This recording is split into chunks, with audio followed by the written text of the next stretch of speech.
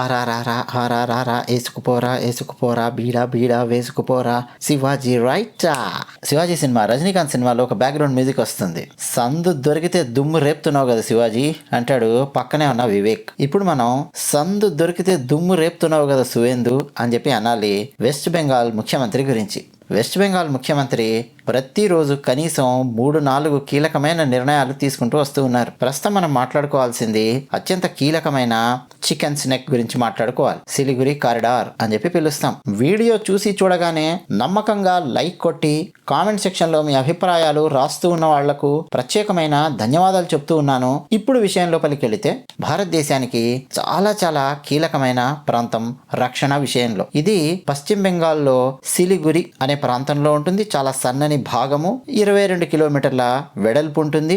ఈ విషయం మీలో చాలా మందికి ఈ పాటికే తెలిసే ఉంటుంది. మనం కూడా చాలాసార్లు మాట్లాడుకున్నాం. భారతదేశంలోని ఇతర రాష్ట్రాలను, భారతదేశంలోని ఈశాన్య రాష్ట్రాలను కలిపే అతి సన్నని మార్గం అన్నమాట ఈ చికెన్ స్నెక్. అయితే అంతకుముందు టీఎంసీ ఉన్నప్పుడు మన కేంద్ర ప్రభుత్వము పదే పదే అడుగుతూ ఉండేది, ఆ సిలిగురి కారిడార్ ఉంది కదా, ఇంకో 100 ఎకరాలు కేంద్ర ప్రభుత్వం ఆధీనంలో పెట్టవా మా తల్లే, కేంద్ర ప్రభుత్వానికి అప్పగించు అని చెప్పి అడుగుతూ ఉండేది మమతా బెనర్జీని. అఫీషియల్ గా అడుగుతూ ఉండేది కేంద్రం. కానీ మమతా బెనర్జీ ససేమిరా అనేది no no no no no నేను ఇవ్వను మీకు, అది మా వెస్ట్ బెంగాల్ భూమి, అది నేను కేంద్రానికి ఎందుకు ఇస్తాను, కేంద్రం ఉపయోగించుకోవడానికి వీల్లేదు అని చెప్పి డ్రామాలు వేస్తూ ఉండేది. ఎందుకు ఆమె డ్రామాలు వేస్తూ ఉండేది? కొంచెం జాగ్రత్తగా కనుక మీరు ఆలోచిస్తే వెస్ట్ బెంగాల్ బార్డర్ మొత్తం ఒక్కసారి మీరు స్టడీ చేస్తే డెమోగ్రాఫిక్స్ ముస్లిం జనాభా ఎక్కువగా ఉంటుంది. వెస్ట్ బెంగాల్ అవతల దాటగానే బంగ్లాదేశ్ లో ఆబ్వియస్ గా ముస్లిం జనాభా ఉంటుంది. అంటే బార్డర్ కు యువతల ఉన్న మన దేశంలోని ముస్లిం జనాభా అవతల ఉన్న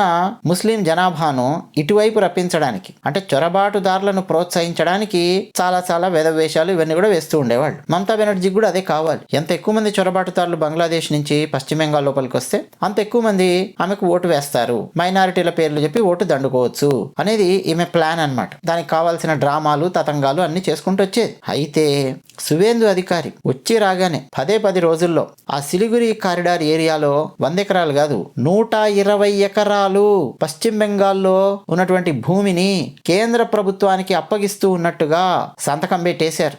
చాలా కీలకమైనటువంటి సంతకం. అంటే వెస్ట్ బెంగాల్ చికెన్ స్నెక్ లో ఉన్నటువంటి 126 ఎకరాల భూమిని కేంద్రానికి బదిలీ చేస్తూ ఉన్నట్టుగా సంతకం అన్నమాట. సో ఇప్పుడు ఏమేం జరగబోతోంది ఒక్కసారి ఆలోచించండి. ఎందుకు ఈ సంతకం చాలా కీలకం అనేది ఆలోచిస్తే, మన భారతదేశంలో ఈశాన్య రాష్ట్రాలు అస్సాం, అరుణాచల్ ప్రదేశ్, నాగాలాండ్, మిజోరాం, మణిపూర్, త్రిపుర, మేఘాలయ, అలాగే మన భారతదేశంలోని మిగతా రాష్ట్రాలు, ఈ రెండింటి మధ్య అనుసంధానం ఉండాలి అంటే ఆ సన్నని మార్గం ఉంది. ఆ సన్నని మార్గము రాజకీయంగా అత్యంత కీలకమైనటువంటి మార్గం. ఒకవేళ ఎప్పుడైనా సరే భారతదేశాన్ని ఆక్రమించుకోవాలి శత్రు దేశాలు అని చెప్పి ప్రయత్నం చేస్తే, ఈ చికెన్ స్నెక్ ను నొక్కి పారేస్తే ప్రయత్నం చేయాలి అని చెప్పి ఆలోచిస్తాయి. ఈ కారిడార్ చుట్టూ 4 దేశాలు ఉన్నాయి. ఉత్తరంలో చైనా ఉంది, చుంబి వ్యాలీ ప్రాంతం అంటాం, తూర్పు వైపున భూటాన్ ఉంది, పశ్చిమాన నేపాల్ ఉంది, దక్షిణంలో బంగ్లాదేశ్ ఉంటుంది. ఈ చికెన్ నెక్ అంటే స్ట్రాటజికల్ గా చాలా చాలా ప్రెజర్ ఉన్నటువంటి ప్లేస్ ఇది. డోక్లాం ప్రాంతంలో చైనా ఇప్పటికే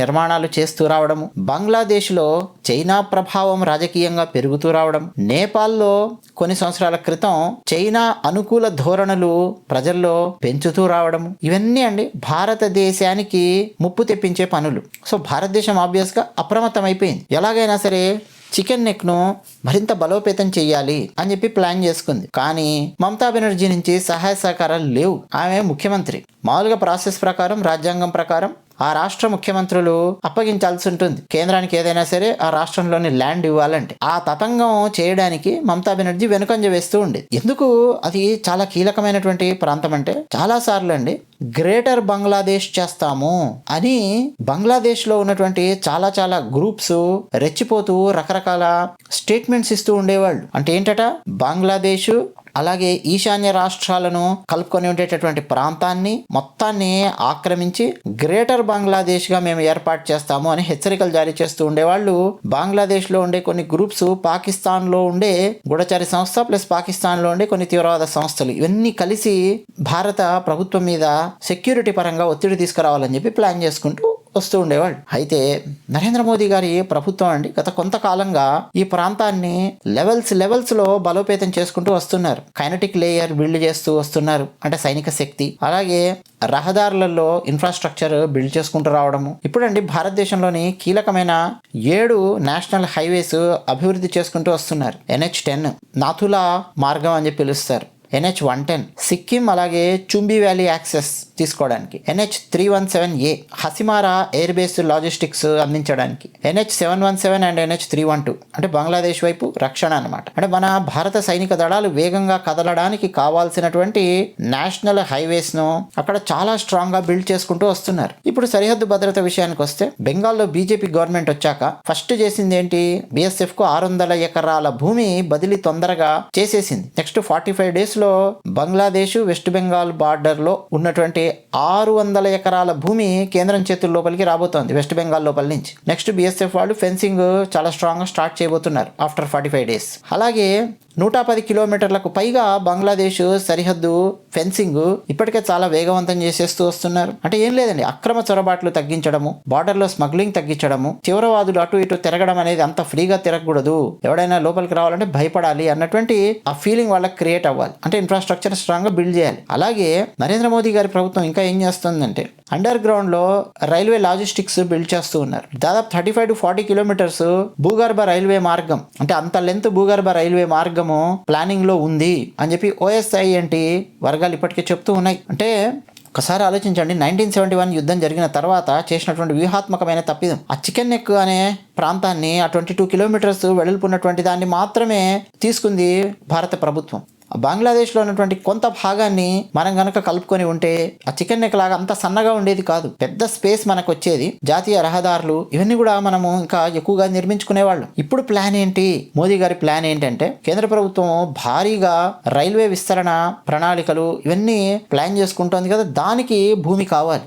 ప్రస్తుతం డబుల్ ట్రాక్ రైల్వే ఉందండి సిలిగురి కారిడార్, ఆ ప్రాంతం లోపల డబుల్ ట్రాక్ రైల్వే ఉంది. దాన్ని 6 track రైల్వే వ్యవస్థగా ఎక్స్పాండ్ చేయాలి అని చెప్పి కేంద్ర ప్రభుత్వం ఆలోచిస్తోంది. ఇప్పటికే అండి కొత్త ట్రాక్స్ లోపల 2 ఏమో టీన్ మైల్ హాట్ అంటారు, రంగపాని స్టేషన్స్, ఇవన్నీ ఉపరితలం మీద నుంచి వెళతాయి. 20 నుంచి 24 మీటర్ల లోతులో దాదాపు 30 to 40 కిలోమీటర్స్ లెంత్ భూగర్భ రైల్వే నిర్మాణము తయారవబోతోంది. అంటే పైన ఏమన్నా ఒక్కోసారి ఇష్యూ వచ్చినా గానీ అండర్ గ్రౌండ్ నుంచి కూడా మనం కావాలంటే భారత ఆర్మీకి సంబంధించిన వాహనాలు, ఆయుధాలు, డ్రోన్స్ ఇవన్నీ కూడా తరలించవచ్చు. అలా భారత ప్రభుత్వం ప్లాన్ చేస్తుందన్నమాట. సో ఇప్పుడు సువేందు అధికారి పెట్టినటువంటి సంతకంతో మరింత భూభాగం, 120 ఎకరాల భూభాగము పశ్చిమ బెంగాల్ నుంచి కేంద్ర ప్రభుత్వము ఆధీనం లోపలికి వచ్చింది. మొత్తం ఇదంతా భారతదేశంలో ఉన్న భూమే. కానీ ఏంటంటే కొన్ని రాష్ట్ర ప్రభుత్వాలు ఓవర్ యాక్షన్ చేస్తూ ఉంటాయి. దానికి ఇది ఒక ఉదాహరణ అనమాట. మమతా బెనర్జీ కమ్యూనిస్టులు చేసిన ఓవర్ యాక్షన్ ఇప్పుడు బీజేపీ వచ్చి సరిచేస్తోంది. అంటే ఎంత చెత్త ఊడ్చేయాలి, ఎంత చెత్త సరిచేయాలి ఆలోచించండి. అంటే కారిడారు సన్నగా ఉండడం వల్ల ఏమవుతుందంటే, ఎప్పుడైనా రేపు వార్ సిచ్యువేషన్ వచ్చినా కానీ, ఒక క్రైసిస్ సిచ్యువేషన్ వచ్చినా కానీ ఆ స్పాట్లో దాడి చేసి దాన్ని కట్ చేసి పడేస్తే మొత్తం నార్త్ ఈస్ట్ను మొత్తం కట్ చేసేయచ్చు భారత భూభాగం నుంచి అనే ప్లాన్ ఎప్పటి నుంచో మన భారతదేశం పైన ఉన్న ఎర్రచొక్క దేశానికి ఉంది, బంగ్లాదేశ్ గాడికి కూడా ఉంది. బంగ్లాదేశ్ వాడు డైరెక్ట్గా ఆ పని చేయలేడు, బట్ పాకిస్తాన్ వాడికి సహాయం అయినా చేస్తాడు, ఎర్రచొక్క దేశం గాడికైనా సాయం చేస్తాడు. అందుకని చెప్పి మనకిప్పుడు ఎక్కువ ల్యాండ్ కేంద్ర ప్రభుత్వం చేతుల లోపలికి కావాలన్నమాట. సో ఇప్పుడు ఏం చేస్తుంది కేంద్ర ప్రభుత్వము? ఆ 120 ఎకరాల భూమి వెస్ట్ బెంగాల్ నుంచి తీసుకొని అంటే ఫస్ట్ BSF కు బదిలీ చేయడం ప్రారంభిస్తూ ఉన్నారు కేంద్రము. నేషనల్ సెక్యూరిటీకి ప్రాధాన్యత ఇస్తోంది కేంద్రము. అందుకనే మొత్తం 7 నేషనల్ హైవే స్ట్రెచెస్ దానికోసం అని చెప్పి NHAI, NHIDCL వాళ్ళకి ఎంత భూమి ఇవ్వాలో అందులో నుంచి అది వాళ్లకు బదిలీ చేస్తున్నారు. అంటే ఆ 120 ఎకరాల అదనంగా వచ్చినటువంటి భూమి కొంత BSF చేతుల లోపలికి వచ్చేస్తుంది, కొంత నేషనల్ హైవే స్ట్రెచ్లు బిల్డ్ చేయడం కోసం నేషనల్ హైవే అథారిటీస్ ఉంటాయి కదా, వాళ్ళ చేతుల లోపలికి కూడా వెళ్తాయి అన్నమాట. సో దట్ కేంద్రం ఫ్రీగా పనిచేసుకోగలుగుతుంది. ఇక నెక్స్ట్ బార్డర్ ఫెన్సింగ్ అనేది చాలా స్ట్రాంగ్ చేస్తారు, ఇల్లీగల్ ఎంట్రీస్ ని అడ్డుకుంటారు, ఇన్ఫిల్ట్రేషన్ అడ్డుకుంటారు. సో మొత్తం ప్రభావం అండి బార్డర్ సెక్యూరిటీ సెక్యూరిటీ అనేది బలపడుతుంది. ఏమైనా సమస్య వచ్చినా నార్త్ ఈస్ట్ పార్ట్కి మన భారతదేశంలో మిలిటరీ మూవ్మెంట్ అనేది చాలా క్విక్ గా జరుగుతుంది. లాంగ్ పెండింగ్ ప్రాజెక్ట్స్ చాలా ఉన్నాయండి, అవన్నీ ఇప్పుడు వేగవంతం అవుతూ ఉన్నాయి ఈ ల్యాండ్ ఇవ్వడం వల్ల. సో జాతీయ భద్రతకు ప్రాధాన్యత ఇచ్చి అత్యంత వేగంగా నిర్ణయాలు తీసుకుంటోంది భారత ప్రభుత్వము.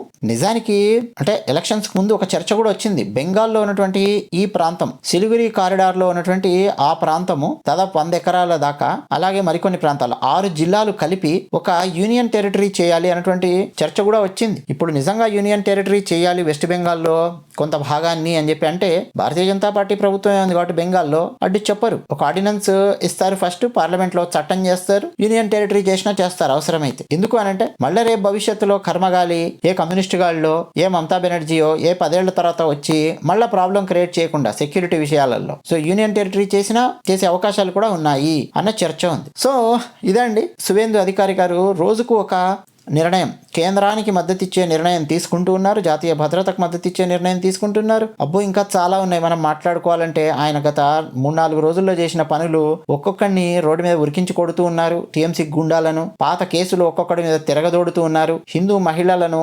వేధించినటువంటి ఒక్కొక్కడిని జుట్టుపట్టి ఈడ్చుకొని వచ్చి రోడ్డు మీద లాక్కెళ్ళి కొట్టి తీసుకెళ్లి పోలీస్ స్టేషన్ లో వారేస్తూ ఉన్నారు. కొంతమంది ఇళ్లు కూలగొడుతున్నారు, బుల్డోజర్లు రంగంలోకి దిగాయి. వెస్ట్ బెంగాల్లో వెధవ పనులు చేసే వాళ్ళకి ఒక్కొక్కడికి అదిరిపోతుంది. అది విషయం. ధన్యవాదాలు.